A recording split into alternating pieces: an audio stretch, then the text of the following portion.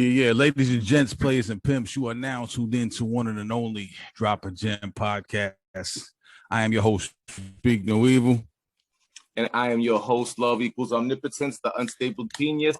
Peace party people on this fine Tuesday evening. It is the play-in playoffs in the NBA. I'm rocking my Knicks, number 4 seed. Loving it right now. I should have threw my shit on too. My bad. Yeah, but shout out to the to the Pacers right now. They just killed Charlotte. It was very, very, very crazy. But we have an amazing show here tonight, ladies and gentlemen, in the digital world. We have the one and only C Knowledge, aka Doodlebug, from the legendary Digable Planets. And we're going to talk about his new project, The Caladelphian, which I happen to love and I've been listening to a lot lately. And we're going to talk about things in the past as well and what's going on, current events. And PC Knowledge, how are you, brother? It's a pleasure to have you on the show. Man, what's good? It's good. Thanks for having me, brothers. Well, thank you, my brother. Amazing.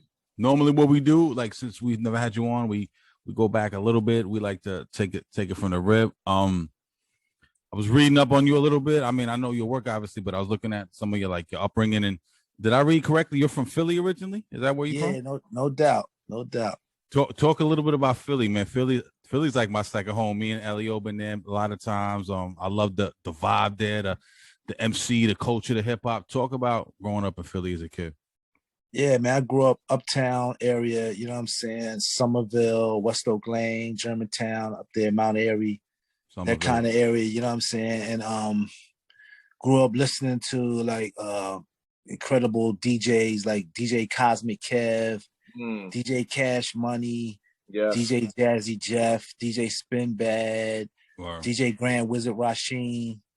You know what I'm saying? A lot of other cats too, you know what I'm saying, doing their thing. My man Grand Wizard KD, we went to high school together, Steady B's DJ. And this is the era I grew up in, you know what I'm saying? I would sit around and watch people like DJ Cosmic Kev and MC Perry P with their big gigantic sound system. Every summer they would set up, had these block parties, and that was like my real first exposure to true hip hop culture, you know what I'm saying? Seeing MCs up there rhyming, break dances, and the DJ doing his routines, you know what I'm saying? That was really the first time. And then from there, it was I got exposed to the greater hip hop world through a radio show called Lady B's hip hop show. She had a little hip hop show in Philly. Yeah, you know what I'm saying? And she would play all the hot shit from New York, you know what I'm saying? And that's how I got. From there, I just started digging deeper. You know what I'm saying? I got my interest peaked, you know what I'm saying, as a teenager. And I would just go down to places like Sound of Market Street, Sound of Germantown. These were different record stores, you know what I'm saying, in Philadelphia that were real popular. You go down there and get vinyl. And I would just go digging in the crates, you know what I'm saying, trying to look for these same breaks that these DJs that I was admiring, that those breaks they was cutting up. I needed those, you know what I'm saying? So I was going around to every record store I could find, from Philly to New Jersey, New York, DC, Maryland. I was just hitting up any place any city I went to. I made sure I went to a thrift store or some kind of record store, you know what I'm saying? And found those records. And because the DJ thing was really my first love in Philadelphia, you know what I'm saying? I didn't get to the MC thing until I got to college. And I was at Howard University, you know what I'm saying? But prior to that, when I was in Philly, it was all about DJing. No doubt. When you were DJing, was that when you first got with the Dread Poet Society? Or is that when you started? No.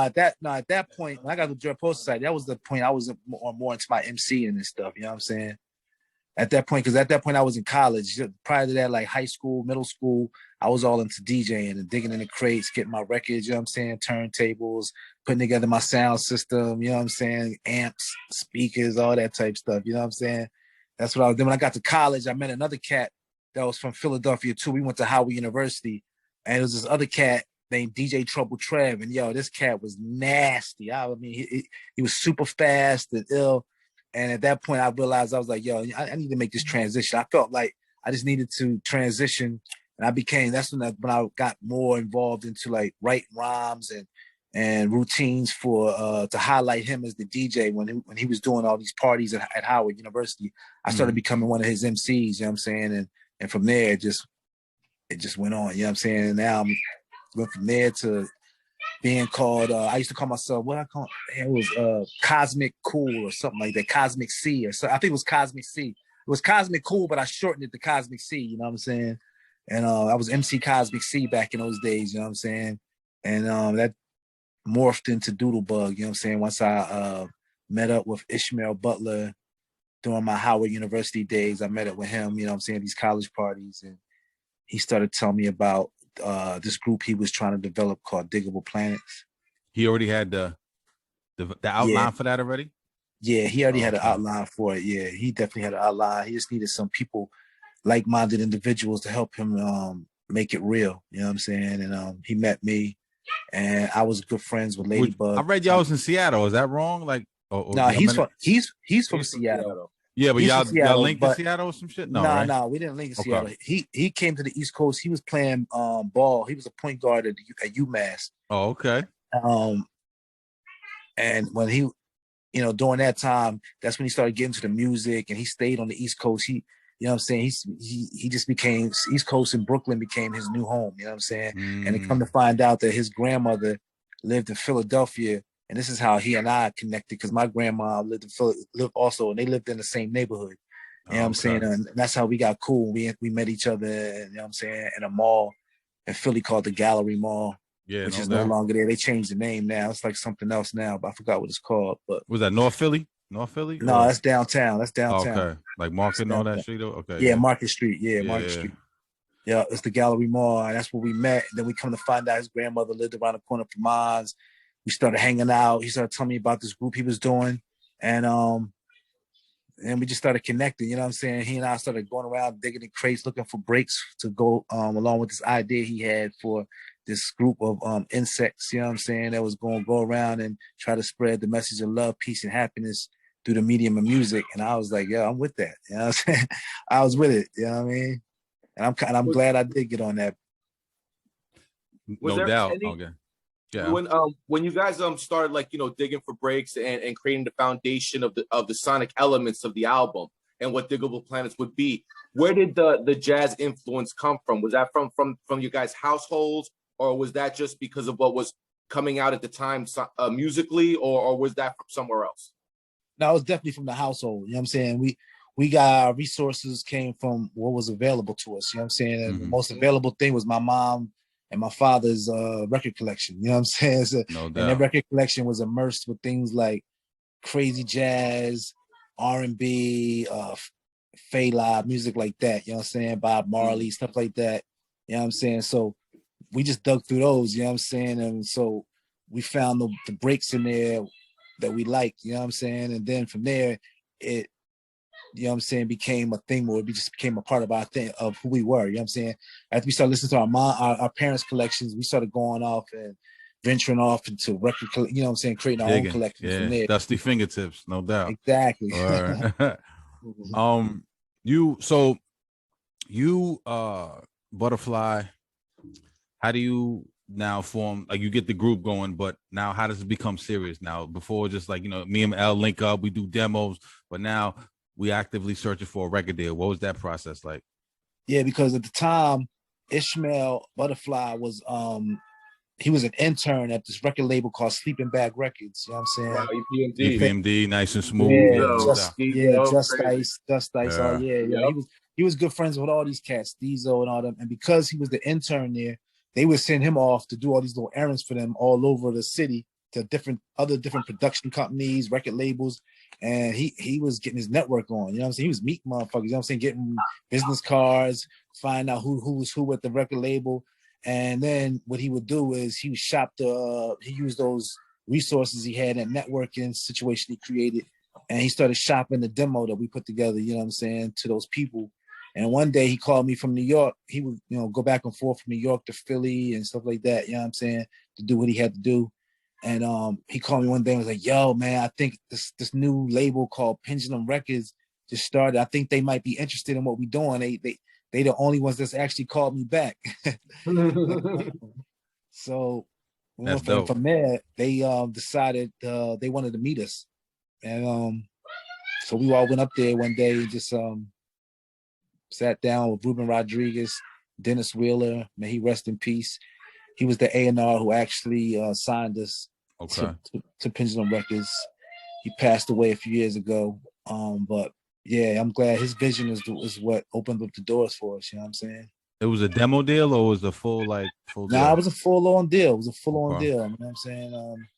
They wanted to they liked what we did and they wanted to see what we can do with it. And they liked the fact that we were self-produced and all that, but they weren't confident in us in a major label studio type situation. I mean, we never been in one of those. It was all basement, you know what I'm saying? Yeah, no Back doubt. room studio type stuff, you know what I'm saying? We didn't know nothing about all those fucking all that crazy outboard equipment they was dealing with and the Kai Compressors and yeah, S950s and all that all that crazy shit. shit, You know what I'm boards and saying? shit. Yeah. Yeah, yeah. Hell yeah. And How did Ladybug get in there? How did she? well, how did before she yeah, come in? before I got to rewind back when we started to do this stuff back in Philly. She and I was really good friends. You know what I'm saying? For my days in DC, I met her during my days in DC, running around with the gods in DC. We would do a lot of hip hop events, and she was a part of a dance crew back in those days in DC. And we got cool, started hanging out, became really good friends, and then she would come visit me in Philly sometimes. You know what I'm saying? When I was in Philly, she would travel back and forth, and a couple of times she was there. Ishmael was there, and then we were talking about what we was talking about for Digable Planets. And one of the days we were sitting there just chilling, creating concepts and ideas for the demo. She was sitting there writing in a notepad and shit, you know what I'm saying? And we were like, every so often, we'd be like, what you doing over there? You know what I'm saying? And she was kind of like mad shy about it, you know what I'm saying? She kept to herself. So we was like, all right, cool. She's gonna keep it close to the sleeve. All right. We just kept doing what we was doing. Then eventually at some point, you know what I'm saying? She broke out of her shell and we was like, yo, what you got over there? We heard her mumbling some shit and she was like, yo, because we had music playing, you know what I'm saying? We listening to records, listening to different breaks, and we figured out a break, we'd have it looping. And she was over there writing, and then she wrote this one rhyme. I was like, yo, we was like, that shit is fucking hard. And she was like very excited that we were impressed and liked what she did. And eventually Ishmael was like, yo, come on, man, she got to be a part of this. You know what I'm saying? It just makes sense. You know what I'm saying? It just makes sense. He liked the whole dynamic of her breaking up the monotony of guys. You know what I'm saying? And no doubt. Giving it a flavor. You know what I'm saying? That female flavor. You need that balance. So he added that in there, and it was a great idea. You know what I'm saying? I think that was one of the things that sold it to the label too. They like that. Right, that was a selling point. Yeah. Hell yeah. What was you? So you guys get signed to Pendulum. The group comes into fruition. You're working with with the sonic elements of jazz for the creation of the album. Lyrically, what kind of vibe are you guys going for? Because you had songs like Where I'm From, and then you had songs about topical stuff like abortion with Femme Fatale and whatnot. But overall, what were you guys trying to say? Like you said, love, peace, and happiness, but you guys were digging a little deeper at that point as well, too. Yeah, I mean, we wanted to just speak on things that we knew about. You know what I'm saying? I mean, those days it was all about being originality. You know what I'm saying? Biters was not allowed in those days. You would get confronted on stage. You know what I'm saying? Right. You know, people run up in your studio session, they find out you're doing some shit that sound even similar to what they doing. You know what I'm saying? So, yeah, that's a fact. You know what I'm saying? So we come from that era, and in that era, we wanted to set ourselves apart. And we were lucky enough to have parents that taught us, you know what I'm saying, a lot of self-love, history of our people, you know what I'm saying, the movement, you know what I'm saying, civil rights movement, Black Panthers, you know what I'm saying, just the whole movement of Black people and brown people here in America, in the wilderness in North America, you know what I'm saying? But because of that, we read a lot of books. Right. We was into like sci-fi, you know what I'm saying? We was into poetry. We was also into hip hop. We was into a lot of different things. You know what I'm saying? Back in those days, a lot of people was, you know what I'm saying? Nobody wasn't really into like one thing. We all listened to like crazy different things. You know what I'm saying? Yeah, no doubt. Yeah, you go to parties and you would hear like rock and roll, you would hear hip hop, you'd hear funk music, you'd hear R&B. They even have a moment in the party where it'd be a slow dance time. You know what I'm saying? When you find that girl you want to dance, you know what I'm saying? They don't really do that now. Nah, they don't do that no more, no doubt. The house so you go to a club, it's all one music, either all house music or either all hip hop or either all funk or either, you know what I'm saying? But back then we played all that house music, all that shit was for disco, because that was just nothing but disco, you know what I'm saying? We played all that back in those days. Fact. You know what I mean? But so we got all those inspirations blurbing around, you know what I'm saying? We trying to be original. This is what we into, you know what I'm saying? We knew that, I mean, we sure that there's other people doing this stuff, but we felt like this is original, you know what I'm saying? This is something unique to us. So we tried our best to just bring that out. You know what I'm saying? We didn't have any real super formal blueprint to like, we want to make these songs like this, and we gotta have a song about abortion. It just was just a natural flow. We were talking about things that just happened in our life, because that La Femme Fatale song is a real story. You know what I'm saying? That actually happened with Ishmael and his girl back in those days. You know, in them days. You know what I'm saying? When he time period he wrote about it. You know what I'm saying? And so these were just all things we just wrote about. You know what I'm saying? Because it was about being real, being genuine, being original. You know what I'm saying? That era was just, and if you didn't, people recognized when it wasn't real. You know what I'm saying? What they didn't, you know what I'm saying? So we didn't feel right to try to be something we wasn't. You know what I mean? Whether people was going to accept us or not. You know what I'm saying? Because we knew that calling ourselves Doodlebug, Ladybug, Butterfly, people was going to give us a side eye from the gate anyway. You know what I'm saying? Right. Hip hop community where everything was larger than life. You know what I'm saying? We was coming on some other shit. You know what I'm saying? But at the same time, that era also, they knew about that. They're funkadelic, you know what I'm saying? We the funkadelic era, you know what I'm saying? A lot of different crazy elements of music and fashion and stylistics, you know what I'm saying? So it worked for us, you know what I'm saying? I don't know what would have happened if we had came out in this era, you know what I'm saying? You never know. No doubt. It was right timing, you know what I'm saying? It was the right timing. You got a line that's on one of your joints. It struck a chord with me. You said, grew up the son of Mwanza and Georgia, conceived in the night of weed and sangria, right? And then you was like, as a dope line, he was like, mama playing the Hall of Notes. Now I'm loving De La, right? And I know, I think was that the Say No Go sample that De La? Yeah. How big of a Say No Go? Yeah. How big of a influence was De La on you? Because I feel like Digable should have been in a native tongue, in my opinion. You know what I mean? I feel like that was a perfect fit for you guys. Man, they major influences, major influences. I mean, they want a group like De La Soul is a group that made me realize, damn, I can be myself. You know what I'm saying? And be accepted. You know what I'm saying? Like, okay, you can push the envelope. You know what I'm saying? Doubt. Yeah. Right. That's what they did for me. You know what I'm saying? Yeah, no doubt. And they could rap too. Niggas think they was all rap Daisy too. Age shit, but they wasn't corny. Posse and True get busy, no doubt. Yeah, they was not corny. Was the whole insect vibe influenced by the whole Daisy Age and what De La was doing with that? Because they called a little bit of flack and then changed with De La Soul is Dead. But was that influenced by what they were doing back then as well? Partially, it's not fully, but it was all part. It's a part of a menage. You know what I'm saying? Right. The old school music that we into, mixed with that De La Soul, Rakim, Run DMC. I mean, we was into all that type of stuff. All that was, you know what I'm saying? But we felt like that native tongues spoke closer to how we were as individuals. You know what I'm saying? Yeah, absolutely. Rebirth of Slick. When you think of 90s hip hop, monster. There's songs like Jump Around, OPP. Yeah. They're just anthems that you still play to this day. Slam. And you're gonna hear them, you're gonna go crazy. Let the boys be boys. Rebirth of Slick is one of those songs. It just is and always will be. So I would be remiss not to ask about the making of that song. Did you guys know you had lightning in a bottle after it was made? Like, talk about that whole vibe of making it and like going through the transition of it coming out to the world and having the monumental reception that it did.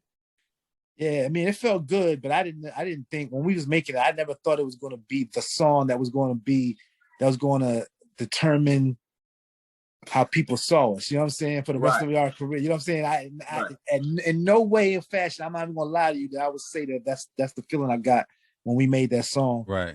But I knew that the song was dope. I didn't even expect it to be. We didn't even want it to be our first single. We had a song called Brown Baby Funk that we wanted to be a single that actually never even made it to the album because we couldn't clear the sample. You know what I'm saying?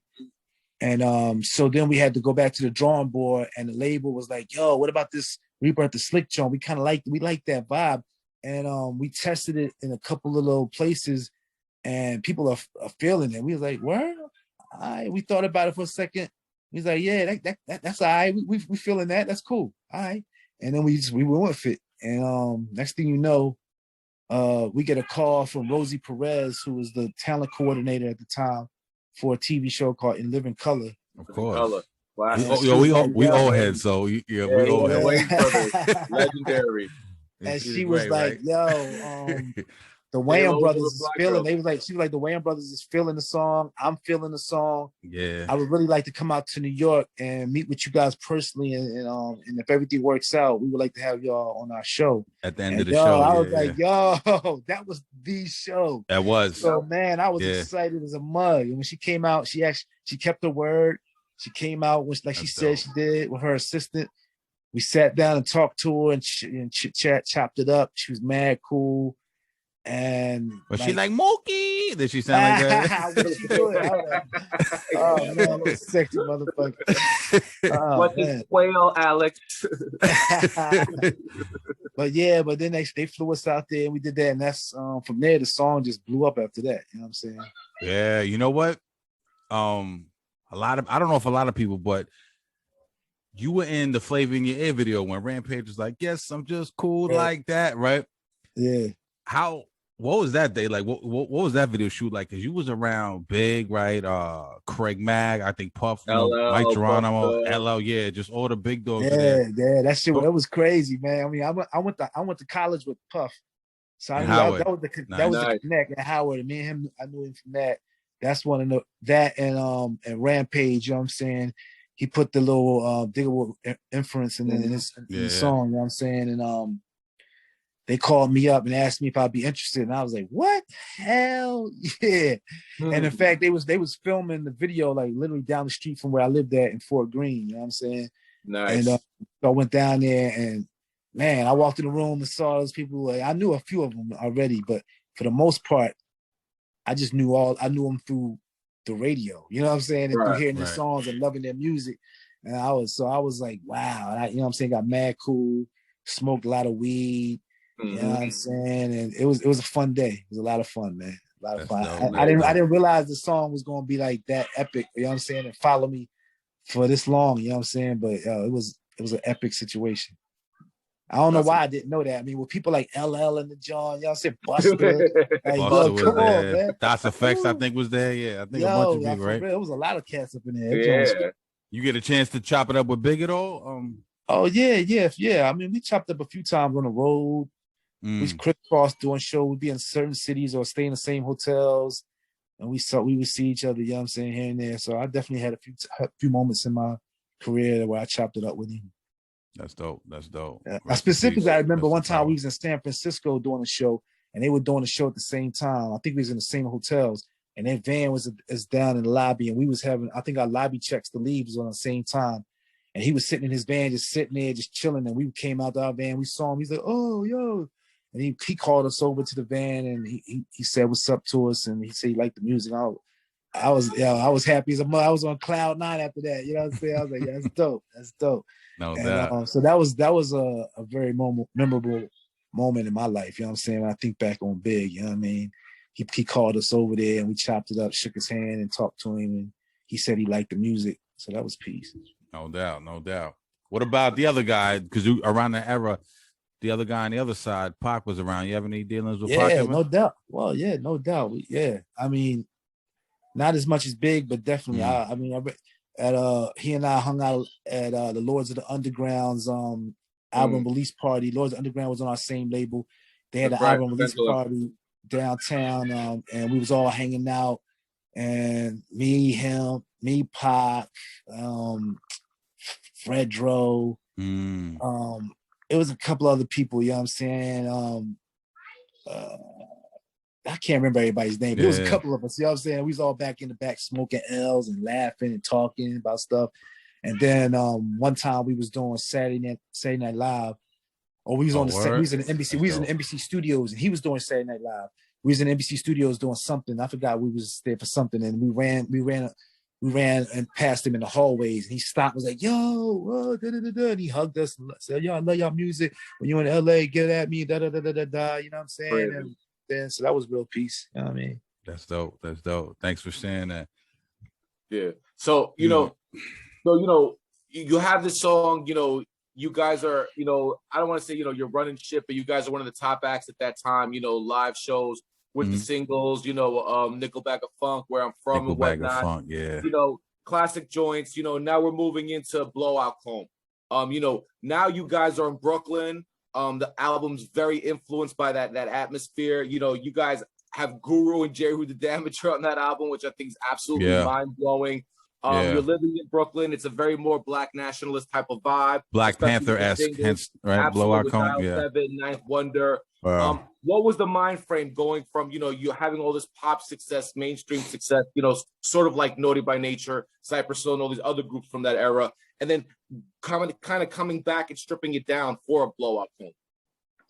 Yeah, I mean, we wanted to do that. That was our whole goal. We wanted to, you know what I'm saying? And we utilized the success, the pop success that we had of the first album as our leverage on the label, you know what I'm saying? And our management used it, you know what I'm saying? Because the label wanted us to continue on making Cool Like That songs, you know what I'm saying? They wanted to keep that money train. Pigeonhole you, yeah. You know what I'm saying? I don't blame them, you know what I'm saying? That's what, you know what I'm saying? If you're in the business of making music, you want to put out some hits and shit, you know what I mean? No so doubt. we didn't blame them, but as artists, you know what I'm saying, rebellious young 20-year-olds, you know what I'm saying, 20-something-year-olds, we was on something else, you know what I'm saying? That was already done, you know what I'm saying? We was, you know, like I said, we from that era of originality. We wanted to do create a whole nother chapter, you know what I'm saying? And who we were as artists and as people, you know what I'm saying? And touring, going around the world, meeting people, all different cultures, it hardened us, you know what I'm saying? And taught us, you know what I'm saying? You see a lot of crazy racism, you know what I'm saying? We was exposed to a lot of shit on the road, you know what I'm saying? It hardened us, and we was resolved in our and determined that we wanted to put out an album like Blowout Comb and speak on what we wanted to speak on this time. And the label was fought us for a minute, but luckily our management backed us up and the label acquiesced, you know what I'm saying? You know what I'm saying? And they gave us the autonomy to create Blowout Comb. You know what I'm saying? I'm glad they did, because I don't know what would have happened if we didn't, man. I like that album a lot. Dude, no doubt. I mean, I think it's, you know, it's funny. It's like, you know, when you look back on certain art groups' legacies or discography, you know, you look back at Beastie Boys, you know, they have License to Ill as their pop album, but Paul's Boutique is considered their masterpiece. You know what I'm saying? Yeah. You know, you look at like De La with 3 Feet High and Me, Myself, and I, but then, you know, De La Soul is Dead was mind blowing. Same thing with Low End Theory. I feel like Blowout Comb was really your masterpiece. It's that album that people still talk about to this day, and it's very, very highly revered. Talk about the influence that Brooklyn had on that album, and how that album very much felt like a Brooklyn type of vibe all the way through. Yeah, it was. I mean, we moved the first album. I was living with friends of mine that I went to Howard with. They was living in Fort Greene. They would right on Fort Greene Clinton Place. Hill. Yeah. Yeah, they was living in there. And so they let me, I was their guy on the couch, you know what I'm saying? I was living on their couch. Nice. And we were commuting from Brooklyn to New Jersey recording that first album. And then the success of that first album enabled me to get my own place in Brooklyn. And you know what I'm saying? We got really immersed in the culture. Yeah. I got mad cool with Talib Kweli and Mos Def. And they took me and showed me all around Brooklyn, and introduced me to the party scene, all the cats and around the way, you know what I'm saying? Yeah. I'm a transplant from Philly, you know what I'm saying? No doubt. You know what I'm saying? But I have family in Harlem, but I ain't really know nobody in Brooklyn. But them cats took me under their wing, showed me around, you know what I'm saying, the party scene, hip hop, you know what I'm saying? Met a lot of cats, and it was mad cool. And because of that, all three of us had similar, you know, experiences like that, you know what I'm saying? And Brooklyn just became the impetus for everything we did, you know what I'm saying? That was just the spot, you know what I'm saying? The energy was crazy back then. Exactly. Yeah, no and when I got my own spot at the neighborhood I lived in, I mean, Lord Jamal from Brand Nubians lived right down the street from me. Chuck Rock lived around the corner. Fucking Biggie was down the street. Fucking Jeru the Damager was right down the street. Guru was around the corner. Like, all these motherfuckers was around me. You know, they all lived around, you know what I'm saying? And we would see each other, hang out at the park, you know what I'm saying, walking down the street, the pizza spot, or the Albee Square Mall or something, you know what I'm saying? And I got mad cool with this, especially Lord Jamar and Jeru. That's how Jeru got in the album, because we would spend crazy time. I would be over at Jeru's house. Me and my man Malik Rasan, we would go over there to Jeru and chill out with him and Afu. and we playing video games, watching kung fu flicks, talking. Nice. Him and our fool will be sitting there trying to show us how each one of them could do better flips than the other. Kung fu movie, shit. That's dope. That's dope. The motherfuckers is crazy. And I'd be over at Lord Jamal, how me and Lord Jamal, Malik, and us, we be sitting there. We used to always play Coach K on Sega. That was our game right there, Coach K. Yo, we would get heated in that joint, man. And we got mad cool, you know what I'm saying? And just because of that, we just got really immersed in that whole Brooklyn scene. And so we made it a conscious effort that album was just going to be, you know what I'm saying, our tribute to Brooklyn, you know what I'm saying? I mean, let me ask you a quick question. You a Sixers fan or a Knicks fan? A Sixers fan to the death all right. Son. We're gonna see you we're gonna see you down the road this year, but that's for another day. My son is a Knicks fan. My son was born in Brooklyn. I'm born and raised in Philly. You know what I'm saying? I'm a Brooklyn transplant. He was born in Brooklyn, so he, you know what I'm saying? He's a Knicks fan to death. He the Brooklyn Nets is alright, but he's a Knicks fan. You know what I'm saying? What's his name? Crown? That's doing a rap? Yeah, Crown. Yeah. Shout out to him. He's a Knicks fan. No doubt. So, okay, so and I ain't gonna front. If it wasn't for the fact that we got to face y'all possibly in the second round, I'm rooting for the Knicks because I love the story of the Knicks. The Knicks, no doubt. Yeah, incredible. The NBA needs the Knicks, you know what I'm saying? And I love how they did it. You know what I'm saying? They did it the right way. You know what I'm saying? They did Finally. basketball. You know what I'm saying? They didn't buy their way into it. They just played real ball because there's no real superstar. It's not like, you know what I'm saying? No real superstar on that team. You know, Julius Randle made himself into a star. You know what I'm saying? I think Barrett, another 2 years, might be a superstar. Yeah, he'll be one. He'll be one. You know what I'm saying? And then oh man, I'm loving Emmanuel Quickly, IQ. Quickly, no, I'm talking about the old head. Rose. D Rose. Yo, Derrick amazing. Rose, man, son, I love him, man. I love the way his comeback. His comeback is incredible. Man. Oh, his comeback is all them injuries and all that. And he can still take it to you, man. He was still take it to you. He changed his game too because his whole game was predicated on athleticism. And now he's like, real basketball IQ now. He plays with smart shots, passing. Yeah, absolutely. Which is crazy. I think, and they needed a coach like Thibodeau. Thibodeau was that coach. They needed. He's New York. I don't know where he's from, but Connecticut. He's from Connecticut. Yeah. Yeah, but he fit that New York. He fit the whole New York. He got that New York energy. Yeah. But the problem is that they probably gonna get rid of him though.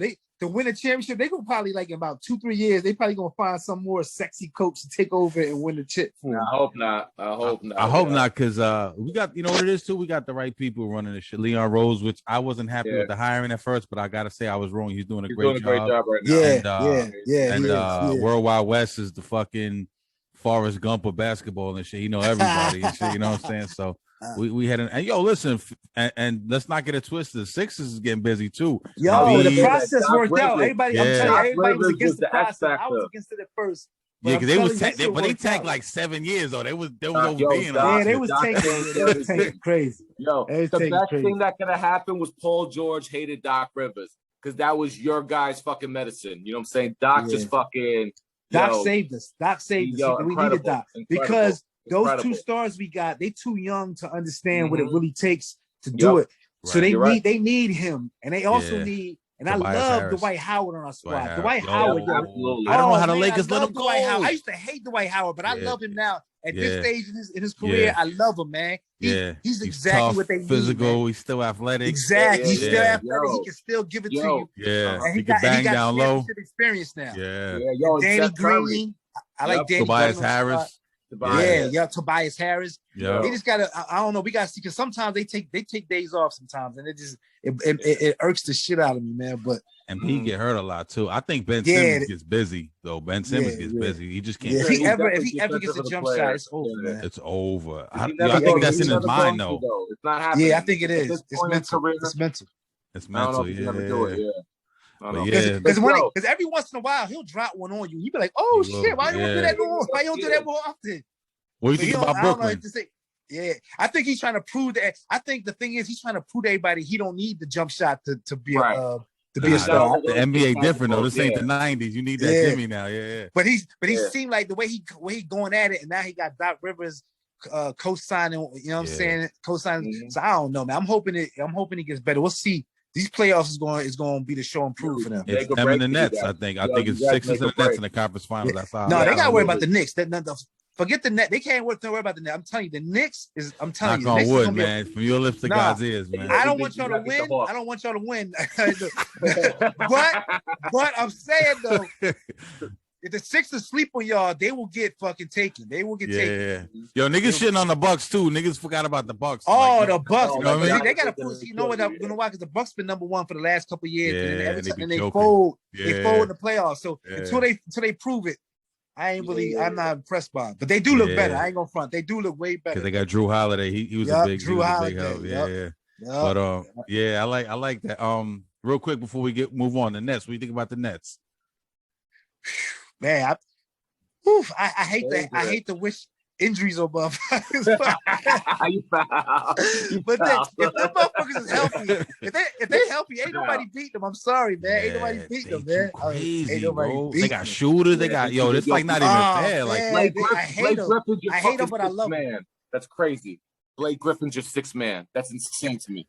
If we wasn't all in the same division, man, I would probably be loving the motherfuckers. But we gotta play the motherfuckers in Atlantic Division too. Like, oh man, the Atlantic Division is stacked right now. Our division is stacked. Yeah, you got the Wizards is coming. Yo, the Knicks is coming right now. The Wizards, I think. Yeah. Yo, the Wizards is winning. Yeah, the Wizards is in.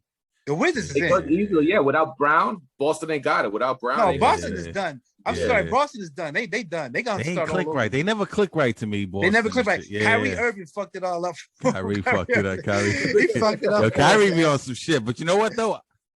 I think he gets a bad rap from the mainstream. I seen him stage in the arena one time. Kyrie be on some different shit. I be with Kyrie when he be. I love Kyrie. I love Kyrie. No, Kyrie's a beast. Yeah. But I'm just saying, but he just, I don't know. It's sometimes do his own thing. Yeah. He do his own thing. I mean, which is cool. It's just cool. It's just that he needs, even though he didn't like it. He needed like a LeBron type, or even like now with Kevin Durant. He needs somebody that he can't be the number one. I think KD is his little man though. He can't. He needs. And he proved it. He proved it in Boston. He proved it in Boston. He can't be the boy. He can't be the football because they ain't gonna win. You're right. Yeah, he can. Yeah, that's crazy. That's a good talk. But all right, let's talk about the new stuff. Yeah. So we go from blowout home.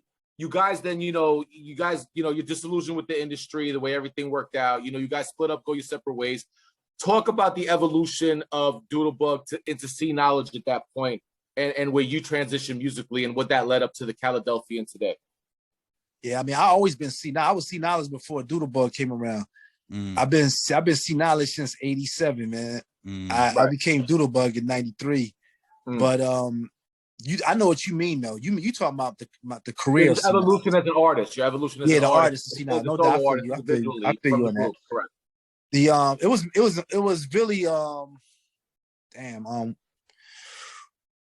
survival. You know what I'm saying? It was like it was like I had no choice. You know what I'm saying?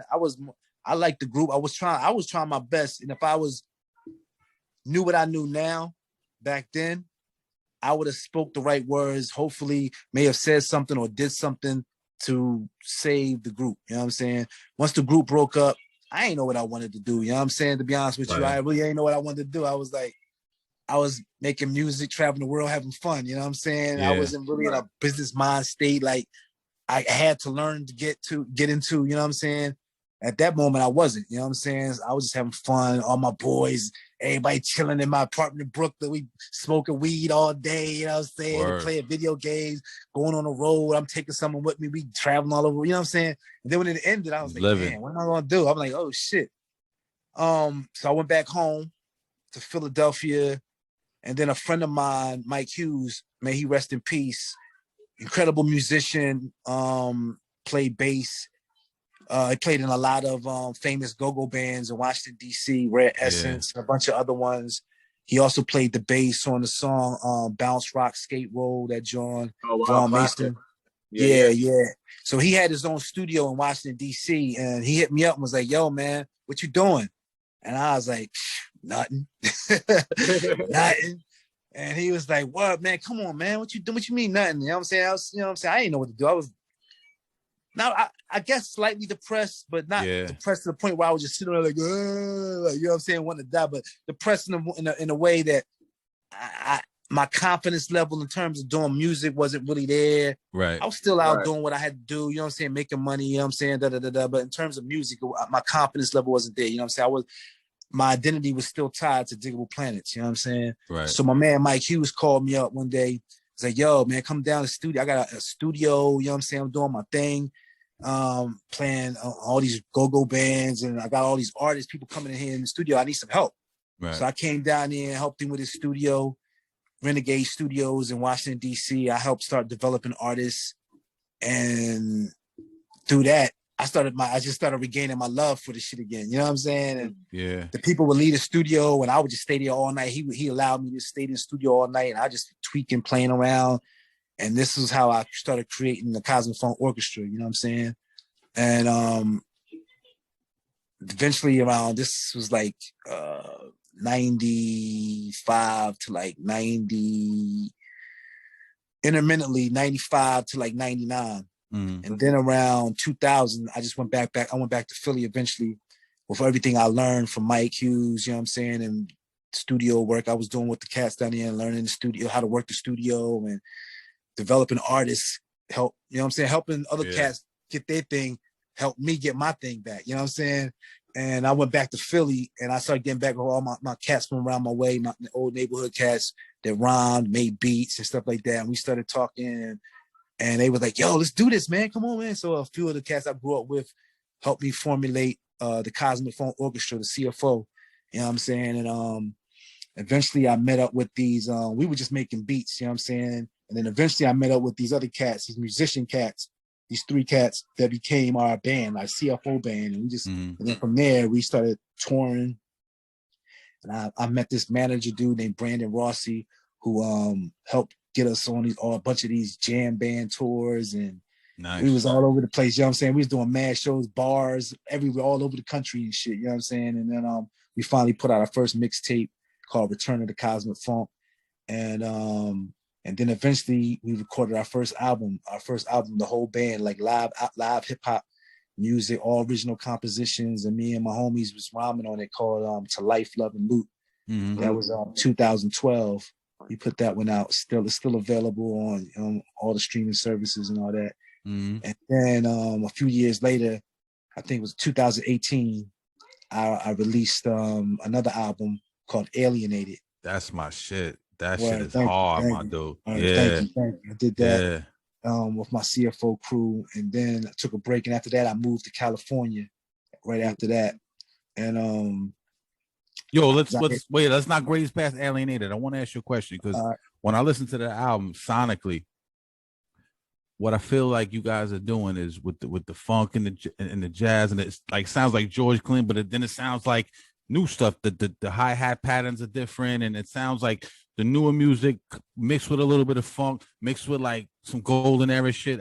Is that like a conscious effort to fuse all that, or was that just coming out of your soul when you was making that record? I think it's just coming. What you say, I mean, all those are my influences, so they all inside of me. You know what I'm saying? And when you sweat, blood, sweat, and tears, you know what I'm saying? It comes out of your spores. You know what I'm saying? It just comes out of you. And all those are definite influences. You know what I'm saying? They were definite influences. You know what I'm saying? Parliament Funkadelic is one of the biggest, you know what I'm saying, helped me. Sun Ra and Parliament Funkadelic and Star Trek got me on and Star Wars got me into, you know what I'm saying, my sci-fi. From there, I just been digging deeper into black holes like nobody's business. You know what I'm saying?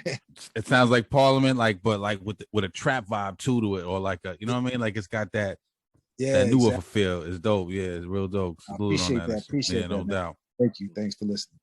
So how do we evolve from Alienated into the Philadelphian? Because I feel like that album is much more of a traditional hip hop vibe, you know, with songs like The Foundation, you know, talking about the roots, you know, Do the Knowledge, and then the video with, you know, with the respects to, you know, MLK, Steady B, Will Smith, Different World, Cosby.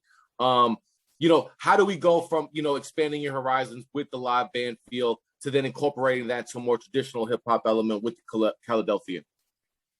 Man, it was basically based out of need and what I had at my disposal. You know what I'm saying? I moved from Philly after that, where all my band and all my crew, CFO, and I did Alienated into Life, Love, and Loot, and the mixtapes we did, Return of the Cosmic Funk, Volume 1, 2s, and all that. all those cats was back in Philly, New York, New Jersey. I'm now in California, you know what I'm saying, by myself, basically, you know what I'm saying? With I got my family with me, but musically, I'm by myself, you know what I'm saying? Right. So I didn't really have a band, you know what I'm saying? I didn't really know too many people, you know what I'm saying? A few cats here and there, you know what I'm saying? But nobody that I felt like, I could just like, oh, let me just jump in and take over what you're doing and make it mine now, you know what I'm saying? I could, you know what I'm saying? Everybody was doing their own thing. So I just had to just go in here and just start making music and getting with cats that I already knew, send me some beats, and work on the shit in my house and try to put it together, you know what I'm saying? And this is what I had, you know what I'm saying? I had a lot of electronic, digital beats at my disposal, more than I did live instrumentation, you know what I'm saying? Right. But I was able to finagle the live instrumentation on this album because as I was recording the joint, you know what I'm saying? And I started getting it going. I started letting some of my friends hear. They say, oh, yo, this would be dope. Let me call my friend, blah, blah, blah, blah, blah. Word? All right, that's what's up. And then his friend, and then they send back a track with the live guitar. I'm like, oh, that's yeah, let's do that. You know what I'm saying? Yeah, so we was able to incorporate a little bit of organics on this album too, but it is mainly digital though. That's dope. That's crazy. What other than like hip hop, other than hip hop, like you got, are your hands in anything else as far as businesses or acting or, you know?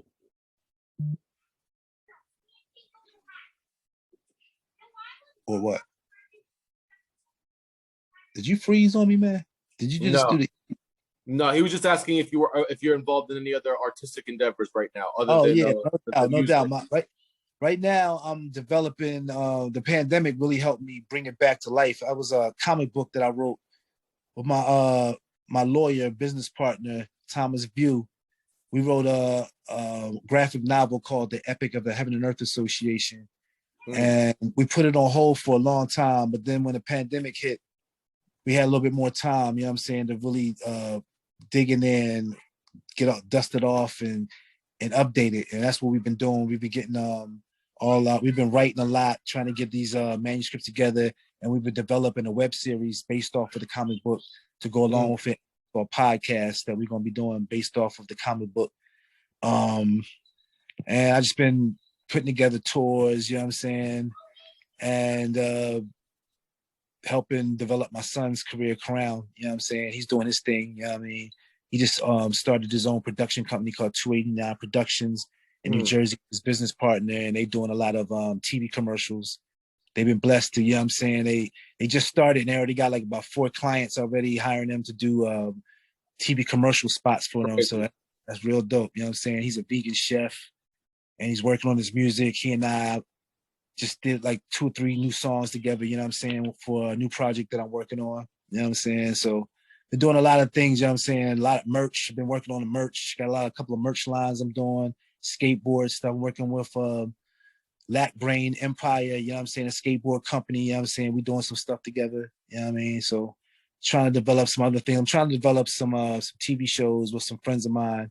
And I'm trying to do a lot of things, you know what I'm saying? You know what I'm saying? But it's one thing at a time, you know what I'm saying? You got to, so I gotta get this music right, get this web series, comic book right, you know what I'm saying? And keep developing everything else. And hopefully at the right time, it'll blossom, you know what I mean? Yeah. What about, you guys had the live album with Digable Planets 2017, Digable Planets Live. You guys did a bunch of reunion shows and mini tours together.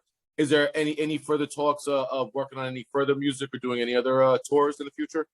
Yeah, we just left each other. We just did a live stream concert a couple of days ago in Seattle, last Saturday. And we spent the last 4 days together rehearsing with the band and getting ready for the concert. And that was one of the main topics that we talked about, you know what I'm saying, was us getting together doing music. You know what I mean? Pete Rock keeps hitting us up like, yo, man, y'all better not do this album without me. So shout out to Pete. That's my guy. Yeah, no doubt. So shout out to Pete.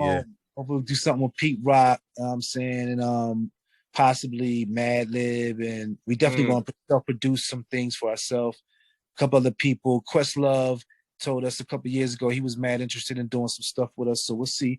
But as we get this thing rolling, everybody just last time we talked a couple of days ago, everybody was like, yo, let's do this. You know what I'm saying? So now our managers is trying to put together a situation where we can either go to either all fly us out to Seattle, stay out there in Airbnbs for a couple of weeks and just bang it out, or should we just do it where we send each other beats and write it out? Which we probably going to do to send out the beats first to get the, you know what I'm saying, the concepts going. And once we get all the concepts going, we'll probably go out to Seattle, because our band is, and most of the group lives in Seattle. Okay. The only people that don't live in Seattle is Ladybug and I. Okay. Right. So it just makes more sense to fly us two to Seattle. We already got a studio and a rehearsal hall already, and you know what I'm saying, that we can use. And so I just makes more sense. Right now, our managers right now are trying to hash it out financially, see how, you know what I'm saying, how they can get us, Ladybug and I, a nice little place for us to stay where we can be comfortable for like good 2 weeks in Seattle. And we're trying to get the beats together and ideas and all that stuff together. You know what I'm saying? But it's definitely something that we have seriously talked about.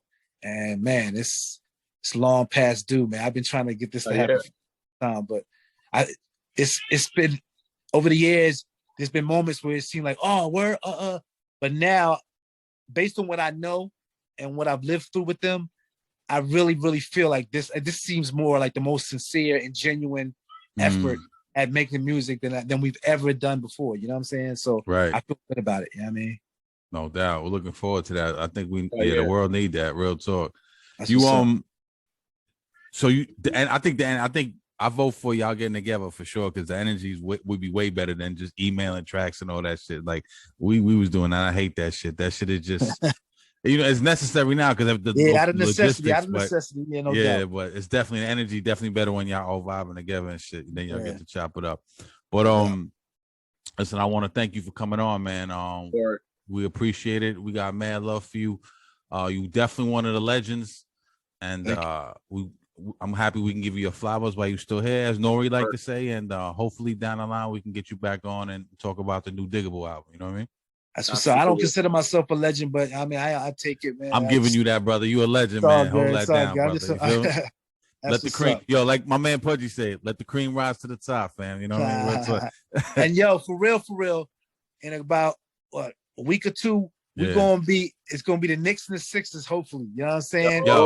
At some point, I don't know how we're gonna connect with each other, Instagram or something, but y'all better connect with me, man, because I want y'all slinking away and shit when the Sixers is all up in that. You know what I'm saying? Listen, we're gonna tap in on IG for sure. We gotta make sure we address do that, because I ain't gonna slink away either. I ain't gonna slink away. If the Knicks get all up in my Sixers, I ain't gonna slink away. I know that. I'm gonna be hurt. I'm gonna be hurt. Like I'm gonna be hurt for real, but I ain't gonna slink away though. Listen. We're gonna talk about that. Trust me. Because if the Knicks beat the Sixers, I'm cheering for the Knicks all the way. If the Knicks you got to. I gotta go with the Knicks. You know and like I said, I love Philly too. I'm always in Philly. I love Philly. I'm in North Philly, like Germantown Road and all that. On Max's. Shout out to North Philly, South Max Philly. Max is broad and airy. Yeah, you know what I mean. So shout out to all them dudes. But yeah, man, we'll talk to you soon. Salute, brother. Salute, brothers. Peace. Salute, brothers. Thank you. Thank you. And there you have it, ladies and gentlemen. Drop a Gem TV proudly presents C Knowledge, aka Doodlebug from Digable Planets. That was great, brother. I liked it. I enjoyed it, man. Real cool dude. Oh yeah. Great. Talented, man. Talented, immensely talented. Word up. As crazy as it sounds, because they got a Grammy, I believe, right? They Grammy award winner. As crazy as it sounds, I feel sometimes they fly under that legend radar, so to speak, in hip hop. And I think they need to be bigged up more, and I think they need to be celebrated more. You know what I mean? So I'm looking forward to a new Digable album. You know what I mean? Because solo they're dope, but together there's that magic that you can't recreate. So it's crazy. It's like it's funny it's interesting that you mentioned that, because when you look back on that era, I feel like even now in like today's social media era, like the narrative is they mention a certain amount of people, and that's the only people they mention. Like they mention the Tribes, the De La's, the Woos. You get your Gang Stars, your Premiers. Yeah. But BMDs, right, Bob all Deeps, that, the brand names. Right, but the Digable Planets, the Funk Dubious, Camp Lows, right, the Camp Lows. They don't mention the classics those guys came out with and shit like that. And they're just as important. You know what I'm saying? So it's cool that we could have a brother like Killer that. Monsoons, and all them type of exactly. Victor Von Doom Thriller. Yeah, shout out to that brother, man. Word up, that was real dope. Yeah, other than that, man, it was good. We were having a nice little run. Yes, sir. And let's keep it moving. You know what I'm saying? I'm excited. I'm happy. I feel good. It feels natural. It feels so natural doing this shit now. Like, when we first started, full transparency, excuse me, I've been drinking a little bit. Full transparency, I used to have a little anxiety, like right before I get on with some of these guys.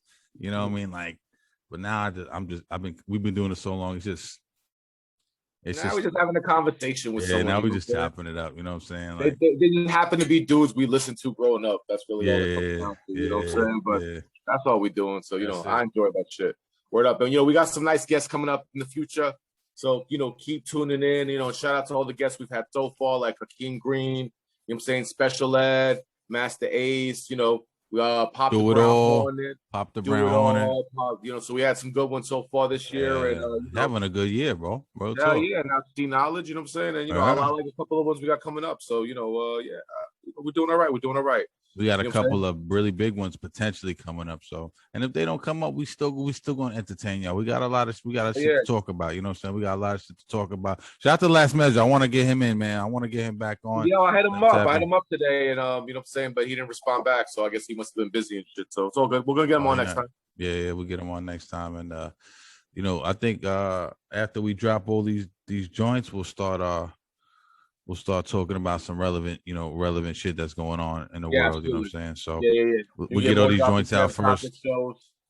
Word up, and look, the summer's coming. Do some lives. We need to start doing some lives. All the restrictions are off. We're coming off, so you're gonna see Drop a Gem at a bunch of shows, at a bunch of picnics, live events. We're gonna be there. June 5th, I might be down there in Newark with Hakeem and Mr. C at the health food smoothie jump off. So I'm always, health food is, I'm always into health and fitness and all that. So that's, I definitely might pull up and just not even on some business shit, on some chill shit. Just on some love. Yeah. I got it. Yeah, that's beautiful. So we'll see. But there's gonna be a lot, now that shit's open up, there's gonna be a lot of events like that. You know what I'm saying? I'm sure you're gonna see Summer Stage and a bunch of other things around the city pop up. So, you're definitely gonna catch us there, and we're gonna do more of those little live joints that we was doing back in the day. So, you're definitely getting that from us. 100%. So look out for everything. Look out for the Master A's to do it all. And like, subscribe, and show some love. And we, it's what we do, man. And I guess we catch him on the next one, right? Hell yeah. Let's do it. You already know what it is. Stay focused, stay positive, stay blessed. You know what I mean? Peace, party people. See you later. One.